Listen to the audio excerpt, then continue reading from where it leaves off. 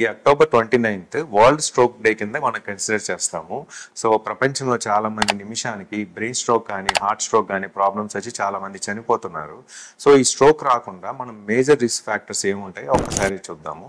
So BP ఒకటి, sugar ఒకటి, high cholesterol అంటే లిపిడ్ ప్రొఫైల్ బాగా ఎక్కువ ఉండడం, థైరాయిడ్ ప్రాబ్లమ్స్ ఒకటి, ఇవన్నీ కూడా లైఫ్ స్టైల్ అంటే స్మోకింగ్ ఎక్కువ చేయటం, డ్రింకింగ్ చేయటము, ఒబేసిటీ ఓవర్ వెయిట్ ఉండటము, సెడెంటరీ వర్క్ ఎక్కువ కదలకుండా కూర్చొని పనిచేయటం, ఇటువంటివన్నీ కూడా స్ట్రోక్కి రిస్క్ ఫ్యాక్టర్స్ అనమాట. ఈ స్ట్రోక్ రిస్క్ ఫ్యాక్టర్స్ అన్నీ కూడా మనం ముందే చూసుకొని చెక్ చేయించుకొని తగు మెడిసిన్స్ అనేది వాడుతూ ఉండాలి. మంచి ఆహారం తీసుకోవాలి. ఆహారంలో ఫ్యాట్ కంటెంట్ చాలా తక్కువ ఉండాలి. రెగ్యులర్గా వాకింగ్ కానీ లేదా అదర్ ఎక్సర్సైజెస్ చేసి కానీ మన శరీరంలో క్యాలరీస్ని బర్న్ చేయాలి. అప్పుడే మనకు ఈ స్ట్రోక్ నుంచి మనం కాపాడబడతాం. బ్రెయిన్ స్ట్రోక్ని చాలా ఎర్లీగా ఎలా గుర్తించాలని ఈ కింద ఒక వీడియో చేసి డిస్క్రిప్షన్లో ఉంచాను, దాన్ని క్లిక్ చేయండి.